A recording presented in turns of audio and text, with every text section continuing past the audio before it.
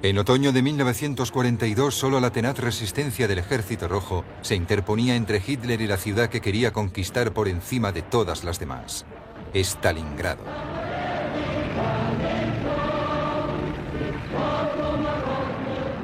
La lucha en la ciudad en ruinas se hizo famosa por su brutalidad y por el sufrimiento que causó. Los dramáticos acontecimientos que tuvieron lugar en el frente ruso durante el titánico enfrentamiento entre Hitler y Stalin llegaron a su máxima intensidad aquí, en Stalingrado.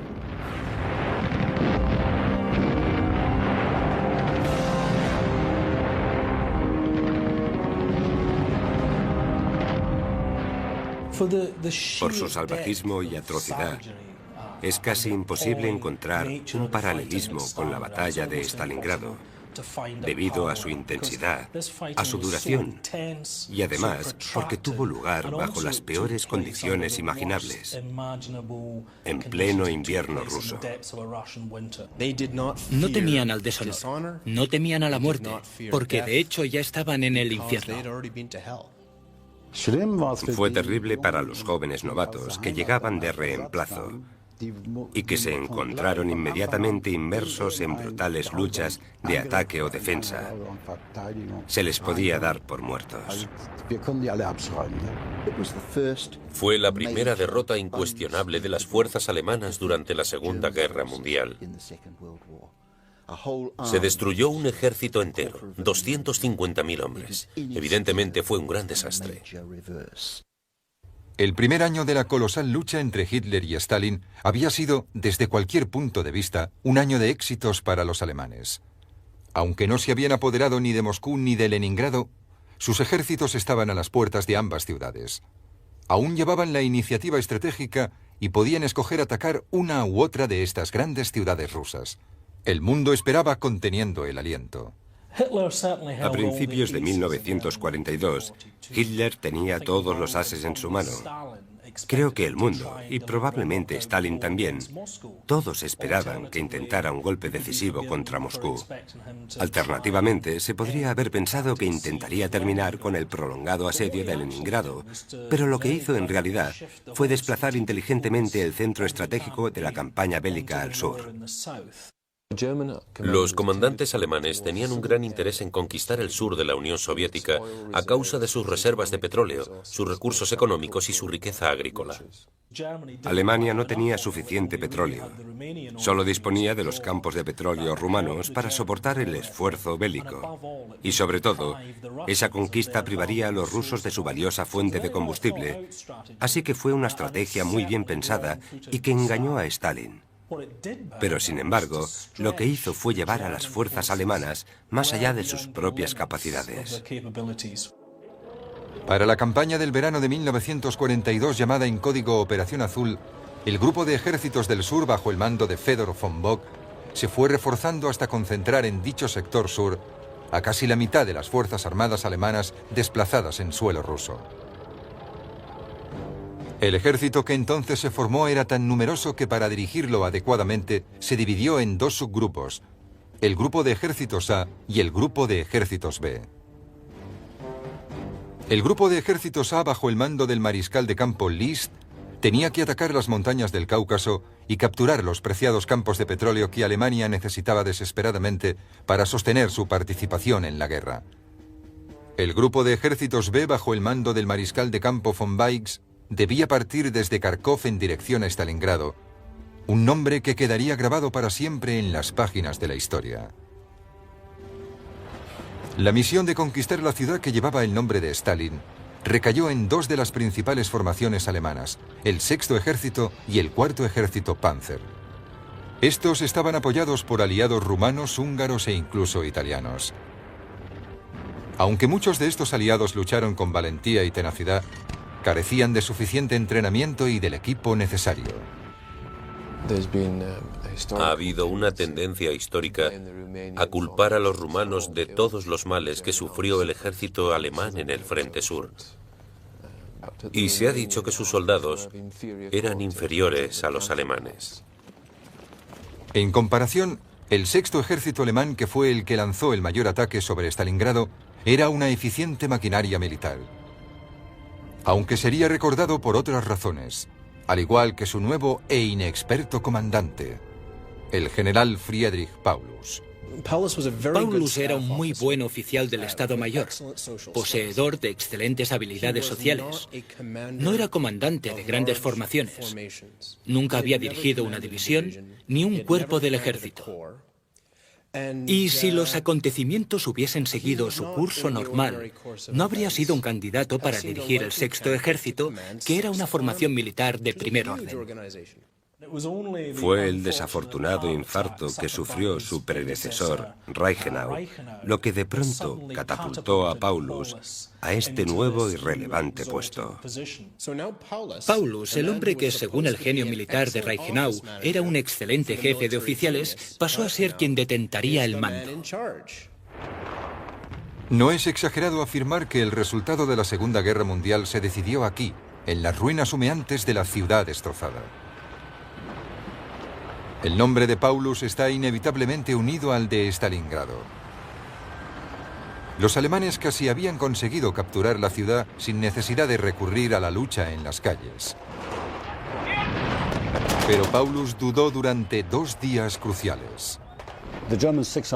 El Sexto Ejército alemán podría haber conquistado Stalingrado si hacia el 13 de septiembre de 1942 hubiese conseguido acorralar fuera de la ciudad a los 2 ejércitos soviéticos, que después la defenderían, el 62º Ejército y el 64º Ejército. Los militares cometieron muchos errores en el campo de batalla, pero uno de los peores fue el de Paulus. Lo que hizo a finales de agosto fue descansar y reagrupar sus fuerzas antes de dirigirse al sur para unirse al 4º Ejército Panzer. Desde el cuartel general del Grupo de Ejércitos B se le ordenaba dirigirse hacia el sur sin demora, pero Paulus retrasó la marcha 2 días que resultaron vitales, pues permitieron al ejército ruso escapar del asedio alemán y volver a entrar en Stalingrado. El ejército de Paulus no era una formación acorazada. No tenía medios de transporte motorizados. Su ejército avanzaba a pie. La logística lo hacía a caballo y en carro. Solamente disponía de una línea ferroviaria y de poca capacidad para apoyar su avance.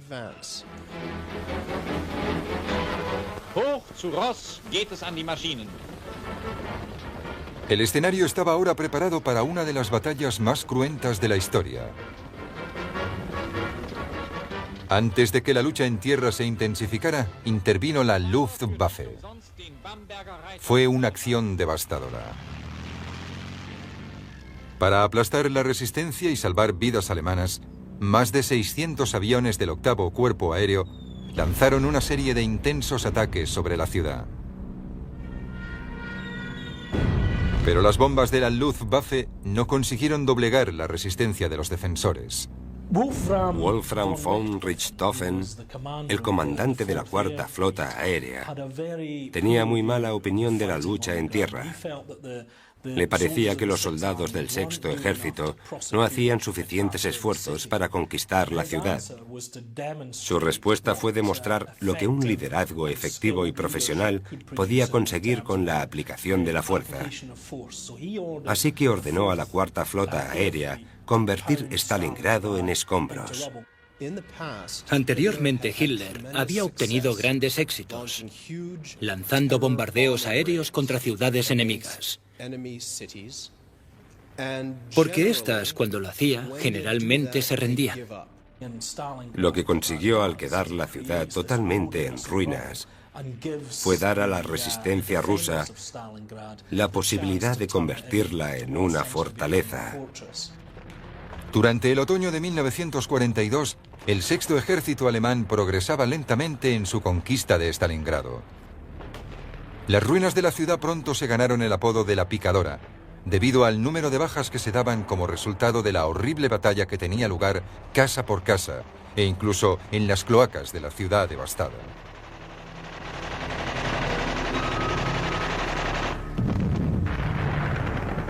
Los nombres de sus principales fábricas y sus lugares más conocidos tienen un espeluznante protagonismo en la historia militar. La fábrica de tractores,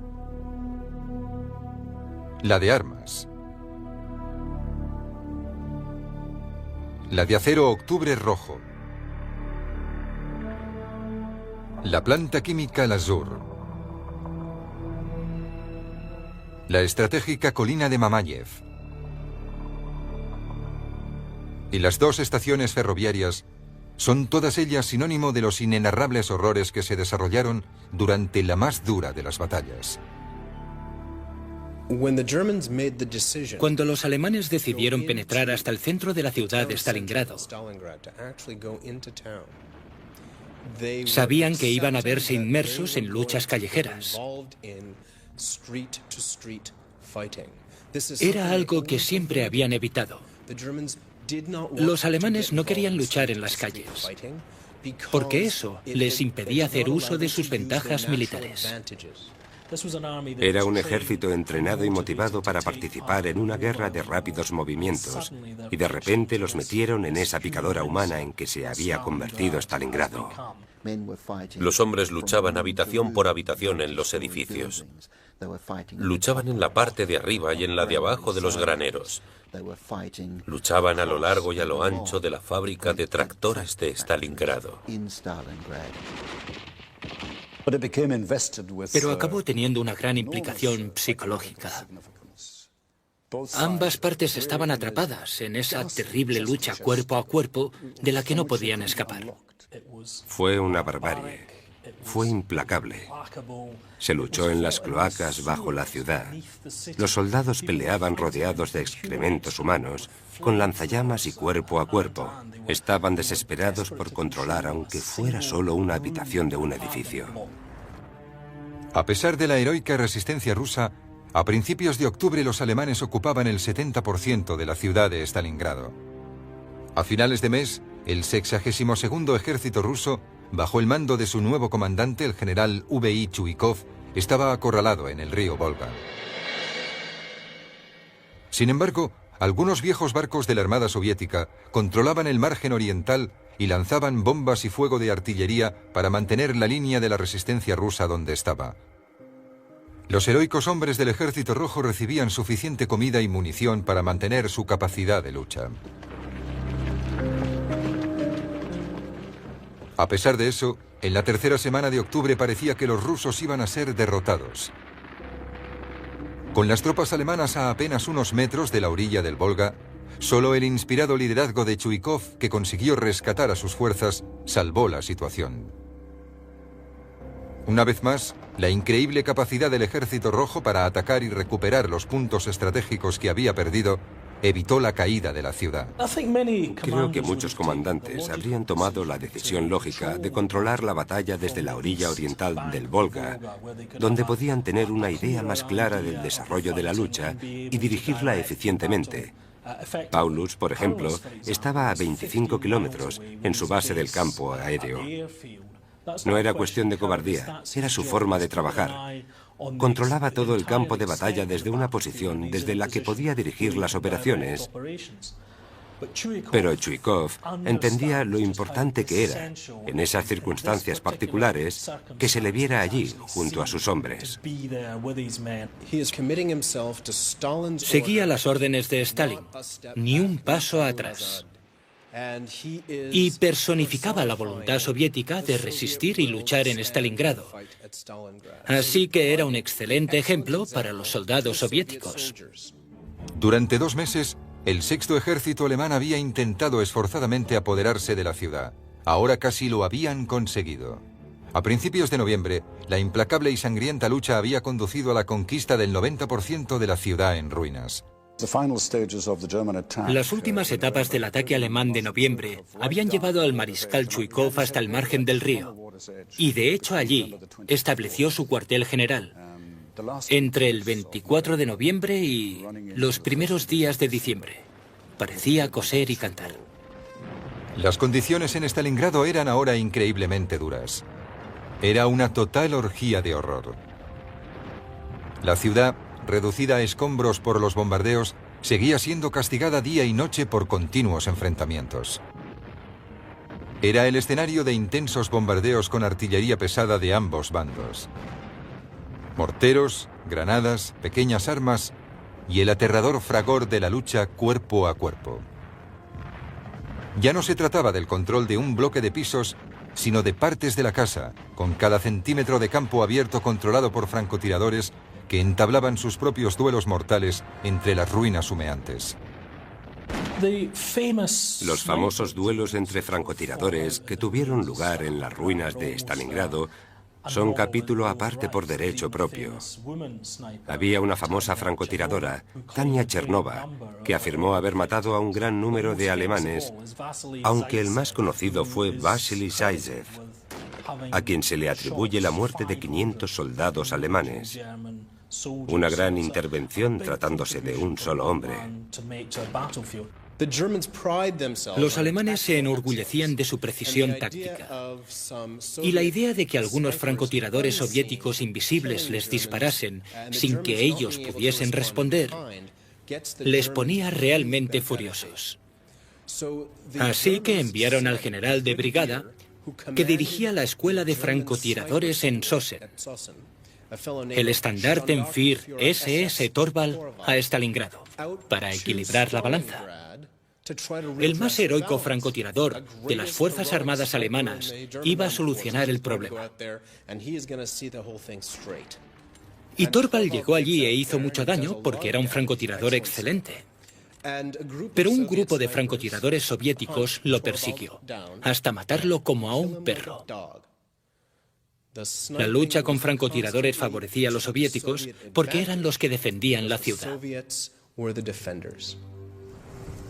La batalla de Stalingrado suele considerarse una de las batallas más destacadas por su crudeza, su falta de humanidad y por las condiciones climáticas, que eran cada vez más intolerables a medida que se intensificaba el frío. Además de las exigencias inhumanas de la lucha, la naturaleza añadió su propio castigo, la llegada del invierno ruso. El ejército alemán no estaba tan bien preparado para el invierno como el soviético. Los inviernos rusos no constituían un problema para los soldados soviéticos porque sabían cómo enfrentarse a ellos. Jugaban con ventaja. Vestían gruesos abrigos de lana, gorros con orejeras y calzaban gruesas botas de fieltro que les impedían congelarse y resbalar cuando caminaban. Los alemanes, en cambio, no tenían nada de eso. Llevaban botas con suela de cuero que no aislaban del frío ni conservaban el calor. Sus máquinas no habían sido fabricadas para soportar tan bajas temperaturas. Tenían que hacer fogatas bajo sus vehículos para evitar que se congelasen. Desde el punto de vista del equipamiento, no estaban preparados en absoluto para enfrentarse al invierno ruso. Tras meses de sangrienta lucha casa por casa, se planeó un nuevo ataque alemán para el 18 de noviembre, pero ya era demasiado tarde. Detrás de las líneas rusas se ultimaban los preparativos para lanzar una contraofensiva el 19 de noviembre, lo que podría acabar con los esfuerzos del Sexto Ejército y suponer el fracaso de toda la campaña alemana en el sur. Al norte de Stalingrado, la situación era aún más alarmante. La gran curva del río Don estaba controlada por una mezcla de fuerzas rumanas, italianas y húngaras. Los húngaros y los rumanos eran enemigos tradicionales. No parecía un buen comienzo juntar dos grupos nacionales que no se soportaban. Así que lo único que se les ocurrió a los alemanes fue meter al octavo ejército italiano en medio, de manera que estaban los húngaros, después los italianos y después los rumanos. Pero lo que había en realidad era un ejército que no quería estar allí, el italiano, con poca capacidad y nada motivado, entre dos grupos de tropas que peleaban bastante bien, pero se odiaban mutuamente. No era una buena situación y para muchos altos mandos alemanes era obvio el potencial desastre que ello conllevaba.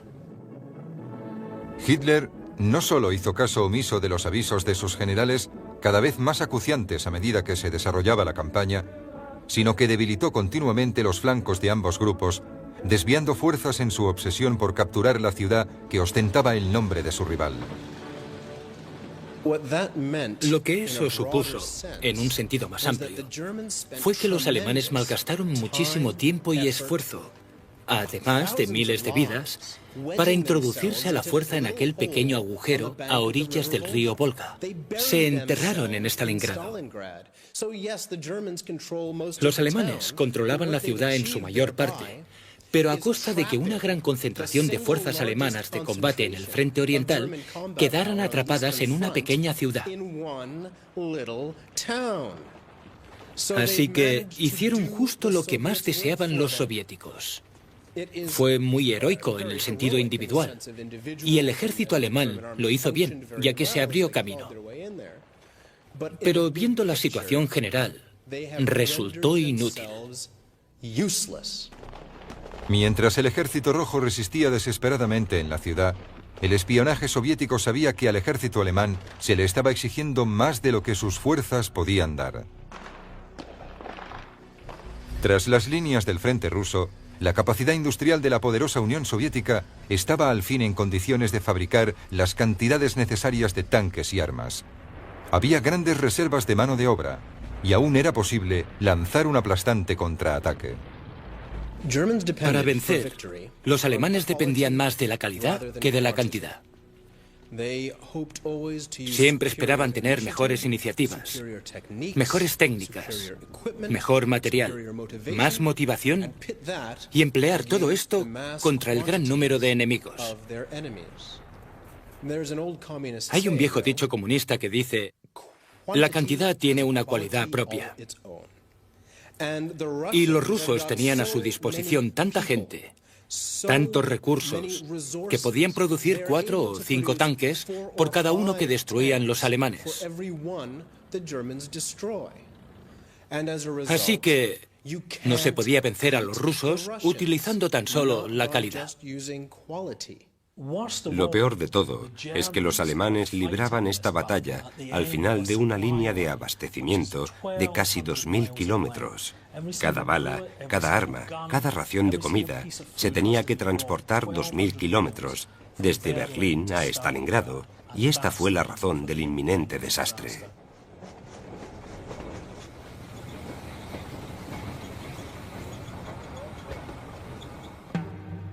El alto mando soviético veía con buenos ojos que ambos lados de la fina línea, que se extendía de norte a sur de Stalingrado, estuvieran controlados por tropas inferiores, rumanas, húngaras e italianas. Sería contra esas divisiones contra las que se lanzaría el gran contraataque ruso. Muchos miembros del alto mando alemán eran conscientes de los peligros, y Zeitzler, el jefe de Estado Mayor, fue hasta el cuartel general de Hitler para pedir permiso para retirarse antes de que la ofensiva soviética empezara. Pero Hitler fue tajante, se negó a trasladar sus tropas del Volga y el resto es historia. La contraofensiva soviética, que se inició el 19 de noviembre de 1942, concluyó en una enorme catástrofe para los alemanes. Habían aparecido pistas, sospechaban que algo se tramaba, pero no se dieron cuenta de la magnitud de lo que iba a suceder.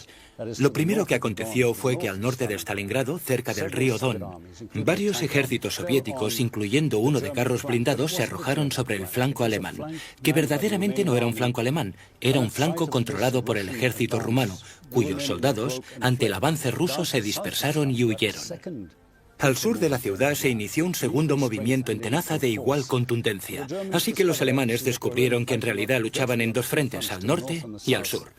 Tuvieron que organizar una defensa rápidamente, lo que resultaba extremadamente difícil en esas condiciones. Intentaron estabilizar la zona del frente que los rumanos debían defender y que no estaban defendiendo. Entonces descubrieron que se hallaban en el centro de una trampa gigante. No era de unos pocos kilómetros, sino que se extendía a decenas de kilómetros. Esto supuso una gran sorpresa para el mando alemán, y fueron la importancia, la velocidad y la ferocidad de la contraofensiva soviética lo que les cogió por sorpresa. No se trataba de un contraataque local, era una contraofensiva a gran escala. El 22 de noviembre, los dos ejércitos rusos se encontraron y Stalingrado quedó rodeada. Los cazadores se habían convertido en presa y empezó entonces una carrera contra el tiempo. Incluso el inexperto general Paulus pidió que le permitieran reagrupar a sus tropas y retirarse. Herr Sennenberg tuvo motivos para dar las gracias a su ángel de la guarda aquel día. Iba a bordo de un tren de tropas que se dirigía a Stalingrado, pero no pudo completar el viaje que le habría llevado a la muerte. A mediados de noviembre de 1942, nos llevaban en tren cada vez más al este. Debía de ser el 22 de noviembre. Llegamos a Kalach, un pueblo junto al río Don, a pocos kilómetros de la curva del Volga y de Stalingrado. Estábamos en la última estación antes de Stalingrado y teníamos que detenernos para descansar en Kalach, pero cuando íbamos a bajar, los rusos ya estaban atacando la estación. Nos parecía imposible salir del tren, pero tuvimos que hacerlo y buscar un lugar donde refugiarnos, porque el fuego de mortero caía a nuestro alrededor debido a que algunas horas antes los rusos habían cerrado el cerco alrededor de Stalingrado y las tropas italianas y rumanas pasaban en gran confusión junto a nosotros. Los rusos habían roto las líneas rumanas y habían rodeado la ciudad. En esos primeros días del cerco, 300.000 hombres del Sexto Ejército, resistiendo en una zona de 30 por 50 kilómetros, tenían apenas raciones para 6 días y munición para 2 días de lucha real. Notaron con inquietud que muchas de sus baterías de artillería carecían completamente de munición. La única esperanza de salvación del Sexto Ejército alemán era una huida rápida, antes de que las líneas de asedio rusas pudieran formarse. Hay muchas teorías convincentes que sugieren que de haber tomado la iniciativa habrían escapado del débil cerco soviético. El 25 de noviembre, Paulus volvió a pedir permiso urgente para iniciar la retirada. Muchos de los oficiales más pragmáticos empezaron a preparar a sus hombres para actuar de la manera más evidente, una huida hacia el suroeste para unirse a las fuerzas alemanas más cercanas. La respuesta del cuartel general de Hitler fue recibida con incredulidad. Las órdenes del Führer eran volver hacia Stalingrado, donde el ejército debía reagruparse para resistir en la fortaleza y esperar ayuda. Darle a Stalingrado el título de fortaleza no la convertía en una. Lo que había era una débil línea de infantería y madrigueras para esconderse, y eso nunca hubiera sido suficiente para resistir aislados contra las muy superiores fuerzas rusas que había alrededor de la ciudad. Mirándolo retrospectivamente, es evidente que tras perder la posibilidad de escapar, el Sexto Ejército estaba irremediablemente condenado. En ese momento, sin embargo, muchos de los oficiales y de sus hombres tenían todavía una fe ciega en la capacidad de Adolf Hitler. El 26 de noviembre, Hitler envió un mensaje personal a las tropas sitiadas en Stalingrado, ordenándoles que aguantaran y prometiéndoles que haría todo lo que estuviera en su mano para ayudarles. El problema de los suministros se delegó a la Luftwaffe, que lo había solucionado eficientemente con las tropas asediadas de Demyansk la primavera anterior. En Demyansk, unos cuerpos de infantería alemanes aislados por los soviéticos habían recibido suministros desde el aire gracias a la Luftwaffe. A Hermann Göring, su comandante, le pareció que lo habían hecho tan bien que cuando el Sexto Ejército se vio atrapado en Stalingrado, fue a ver a Hitler y le dijo: «Puedo llevarle suministros, no hace falta retirarse de Stalingrado. Usaré nuestra fuerza aérea para abastecer Stalingrado». Pero lo que ocurrió en Stalingrado fue que había 300.000 hombres muy lejos de las líneas alemanas y se enfrentaban a un oponente mucho mejor equipado, mejor organizado y más experimentado. Así que, aunque hubiese paralelismos entre Demyansk y Stalingrado, la cantidad de efectivos, 300.000, hacía que resultase imposible suministrar a tal cantidad de hombres la comida y las municiones que necesitaban, y como resultado, esos hombres iban a morir de hambre. Hermann Göring aceptó inmediatamente llevar 550 toneladas diarias de suministros. A pesar del escepticismo de los jefes del Estado Mayor del ejército alemán, los vuelos se iniciaron el 25 de noviembre. El resultado de los primeros días de la operación fue nefasto para las tropas que aún luchaban en la guerra de ratas en los sótanos y en las ruinas de la ciudad. Solamente se distribuyeron 140 toneladas el primer día y otras tantas el segundo. pero en el tercero ya no llegó suministro alguno para las desesperadas fuerzas alemanas. Solo había 2 pistas de aterrizaje cerca de la zona asediada de Stalingrado. Ambas estaban a unos 25 kilómetros de la ciudad. Los campos de Gumrak y Pitomnik estaban terriblemente expuestos, lo que significaba que la Luftwaffe no disponía de ningún lugar seguro para aterrizar cerca del Sexto Ejército. Mientras el perímetro de control alemán se reducía ante la presión rusa, la situación se deterioraba claramente. La espesa niebla hacía que volar fuese muy peligroso o bien imposible. Las heladas temperaturas convertían el mantenimiento de los aviones en una tortura para los mecánicos alemanes. Además de esto, la Fuerza Aérea Roja estaba incrementando sus salidas y las tácticas de sus pilotos mejoraban a medida que avanzaba el conflicto. Casi 500 de los viejos aviones de transporte alemanes fueron derribados en el intento de llevar suministros a la guarnición. El puente aéreo fue un fracaso y las tropas alemanas empezaron a sucumbir por hambre. Sin embargo, los aviones eran solo parte de la estrategia de Hitler para mejorar la situación en Stalingrado. Von Manstein recibió la orden de formar un nuevo grupo de ejércitos, el Grupo de Ejércitos del Don. Esta nueva formación incluía al Sexto Ejército y a elementos del Cuarto Ejército Panzer que también estaban atrapados en Stalingrado. Más allá de las líneas de asedio rusas, estaban las fuerzas de socorro creadas con las partes del Cuarto Ejército Panzer que no estaban atrapadas en la ciudad, ayudados por los restos de las castigadas fuerzas rumanas. A pesar de que ese grupo era evidentemente demasiado débil para la misión, había que intentar algo. Las órdenes que recibió el general Hoth al mando del Cuarto Ejército Panzer fueron detener el ataque enemigo y recuperar las posiciones previamente ocupadas. El otro elemento de la estrategia de von Manstein era un ataque de los elementos móviles de los restos del Sexto Ejército, a quienes se les ordenó dirigirse hacia el oeste para unirse al Cuarto Ejército Panzer. Cuando las 2 fuerzas de asalto se encontraran, formarían un pasillo a través del que se podría evacuar a los supervivientes del Sexto Ejército que aún resistían concentrados en Stalingrado. Los problemas de von Manstein empezaron incluso antes de que sus fuerzas pudiesen atacar a los rusos. Los refuerzos que darían al grupo de ejércitos del Don su única esperanza contra la muy superior cantidad de tropas rusas no llegaron. Aún peor, la fuerza rusa en la zona se incrementaba. El Cuarto Ejército Panzer se vio obligado a lanzar la ofensiva en solitario.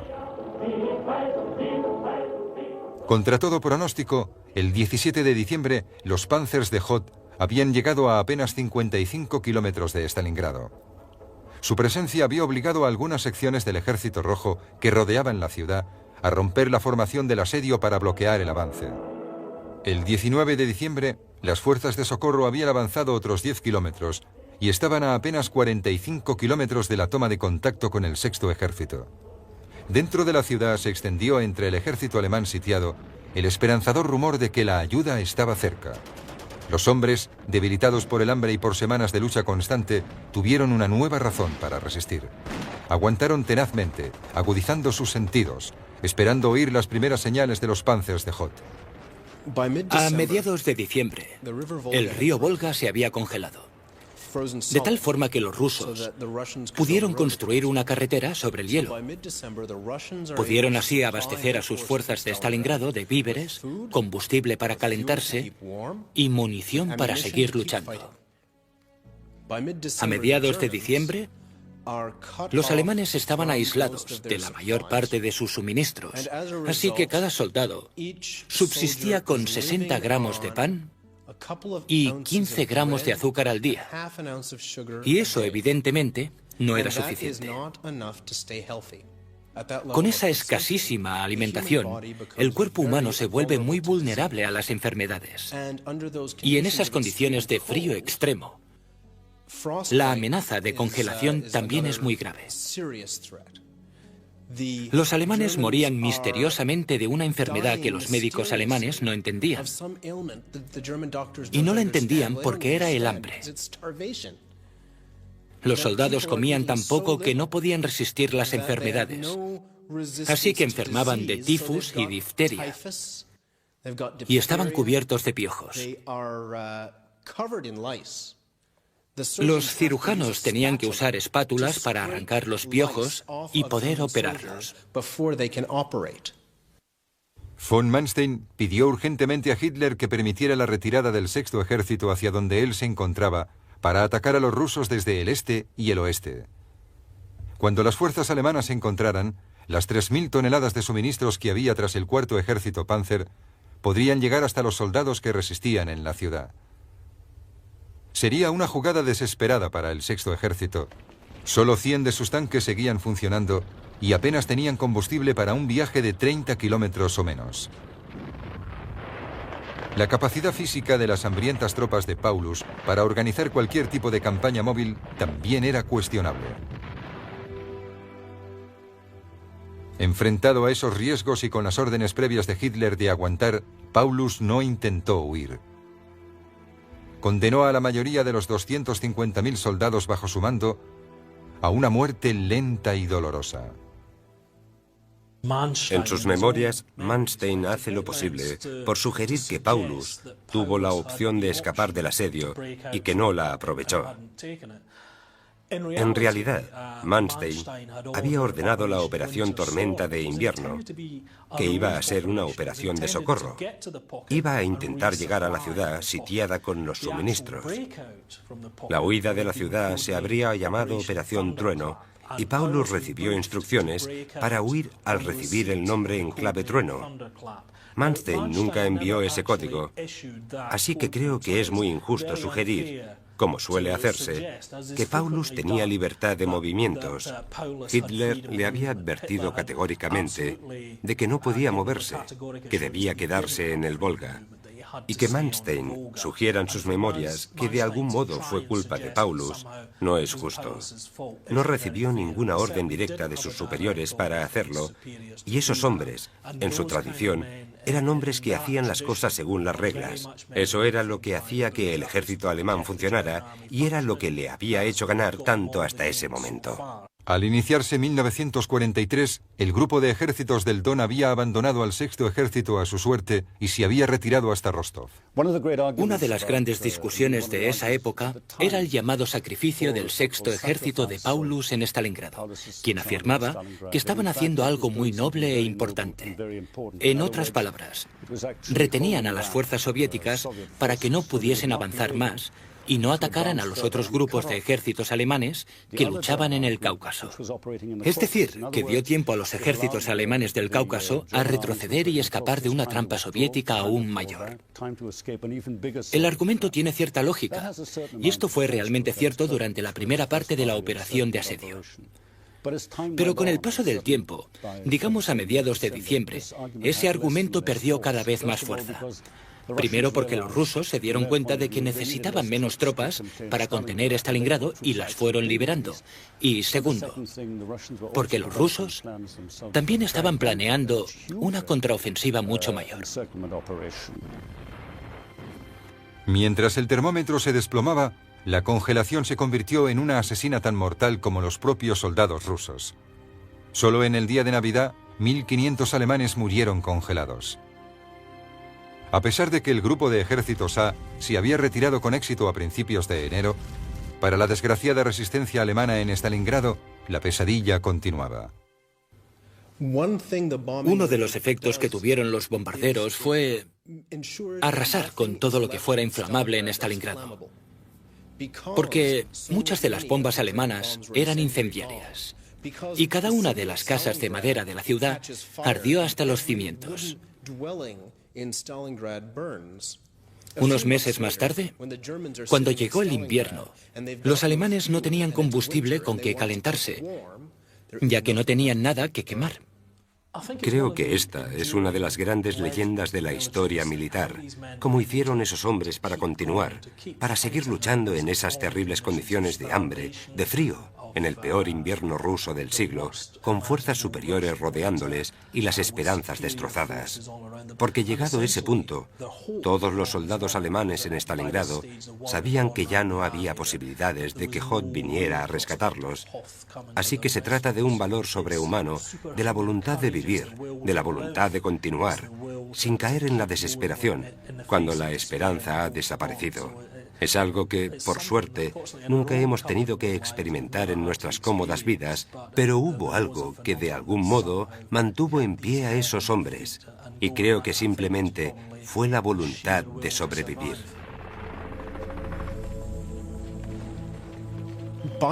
A finales de enero, los alemanes empezaron a desertar. Ya no temían a la deserción, porque era preferible morir a vivir en Stalingrado.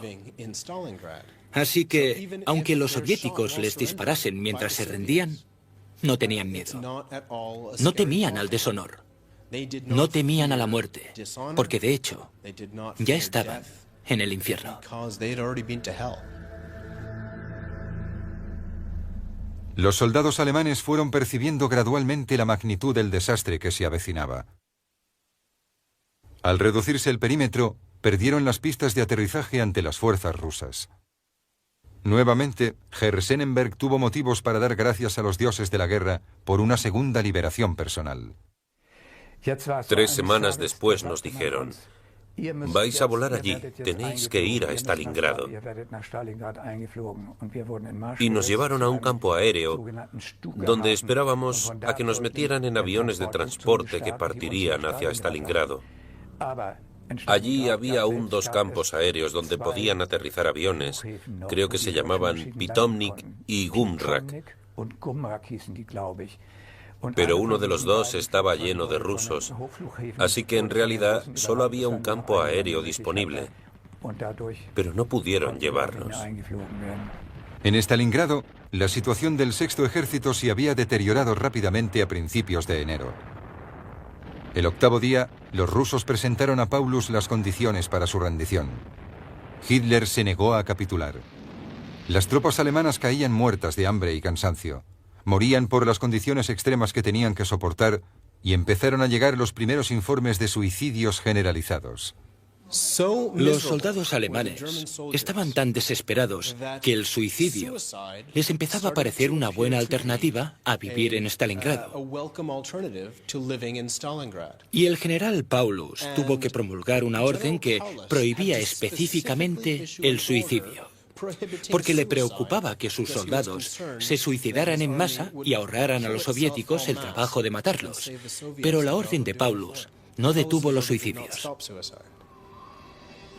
Las armas alemanas disponían ahora únicamente de un cartucho diario que solo podía usarse en caso de emergencia. Incluso después de la retirada del grupo de ejércitos A, Hitler siguió negándose a permitir que los desgraciados hombres se rindieran. Enloquecidos por el hambre, siguieron resistiendo tenazmente. Tras perder ambas pistas de aterrizaje, la Luftwaffe intentó lanzar los suministros en paracaídas. Los hombres hambrientos fueron incapaces de recoger los contenedores, viendo impotentes cómo caían en tierra de nadie, o peor aún, en poder de sus enemigos. Mientras los valientes soldados del Sexto Ejército eran empujados gradualmente de vuelta a las ruinas de Stalingrado, los rusos dividieron a los alemanes sitiados en 2 grupos más pequeños. El final era evidente. Pero Hitler no quería aceptar que los esfuerzos sobrehumanos de la resistencia alemana llegaran a su fin. El 30 de enero nombró a Paulus mariscal de campo. Ningún mariscal de campo alemán se había rendido en el campo de batalla desde la unificación alemana, lo que indicaba claramente que se esperaba que Paulus se suicidara o luchase hasta el final. De hecho, no hizo ninguna de las 2 cosas. Al día siguiente, el 31 de enero de 1943, Paulus se rindió. Con él había 90.000 hombres demacrados y enfermos que se arrastraban como zombies para ser detenidos por los rusos. Solo 5.000 sobrevivirían y volverían a Alemania. Creo que es uno de los episodios más tristes de toda la batalla. Cuando los alemanes dejaron las armas y fueron apresados, esos hombres muertos de hambre sufrieron un trato inhumano y bárbaro. 90.000 alemanes fueron hechos prisioneros y solo 5.000 sobrevivieron y pudieron volver a Alemania, algunos incluso 13 o 14 años después. Es cierto que luchaban por un régimen que era malvado e inhumano también, pero sus captores formaban igualmente parte de un régimen implacable, hostil y despiadado, personificado en el Ejército Rojo de Stalin. Y para los hombres y mujeres atrapados entre esas horribles fuerzas, solo había crueldad e inhumanidad. Y creo que ese último capítulo es una ironía final. Incluso después de rendirse, cuando a los alemanes se les había prometido buen trato, los rusos rompieron esa promesa y todo sería todavía más inhumano durante los siguientes 30 años. Es realmente un horrible final para una horrible batalla. Con un esfuerzo sobrehumano, los supervivientes de la guarnición alemana diseminados en la fábrica de tractores continuaron resistiendo hasta el 2 de febrero, pero al final tuvieron que abandonar las armas. Uno de los supervivientes que volvería a Alemania fue Friedrich Paulus. Desertó y se unió a la causa soviética mientras estaba prisionero y empezó a trabajar para el Grupo de Liberación de Alemania, un intento ruso por minar el espíritu luchador del ejército alemán. Incluso hoy, los demás alemanes prisioneros de los rusos recuerdan sus intentos con desprecio. Esa gente recibió su merecido después. Cuando terminó la guerra y nos hicieron prisioneros a todos, los rusos ya no quisieron saber nada de esos desertores. De repente cambiaron de actitud. Empezaron a llamarnos a todos cerdos alemanes. Esa era la gente que nos había animado a desertar. Sufrieron el mismo destino que nosotros y pasaron de 4 a 6 años en Siberia.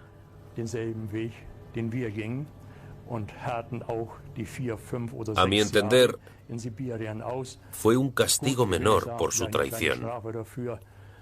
Esa gente no me merece mucho respeto, porque lo peor que se puede hacer en este mundo es traicionar a tus compañeros. A pesar de los esfuerzos de la maquinaria de propaganda nazi por dar importancia a los defensores de Stalingrado con historietas sobre heroísmo como estas de la revista de la Wehrmacht, la magnitud del desastre era evidente. 300.000 hijos, maridos y hermanos se habían perdido, y en cada ciudad y pueblo de Alemania se notaba su pérdida. Armándose literalmente de valor para anunciar el desastre de Stalingrado a las fuerzas alemanas supervivientes en el este, el alto mando ordenó que los oficiales del campo de batalla leyeran el último mensaje recibido por radio desde las ruinas de la fábrica de tractores durante los últimos días de la batalla. Decía: somos los últimos supervivientes. Tenemos 4 heridos. Llevamos 4 días atrincherados entre las ruinas de la fábrica de tractores. No hemos comido en 4 días. Acabo de abrir las últimas municiones para mi automática.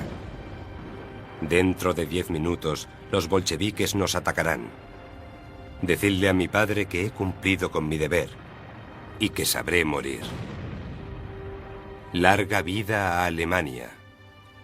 Heil Hitler. Creo que la paradoja de la batalla de Stalingrado es que ninguno de los bandos esperaba librarla. Los alemanes no lo esperaban y los rusos tampoco. Para Hitler y Stalin, la batalla de Stalingrado se convirtió en una prueba de voluntad, una prueba de compromiso, una prueba de capacidad política y una señal política. Y en su intento por reducir Stalingrado, el Sexto Ejército se metió cada vez más en la ciudad.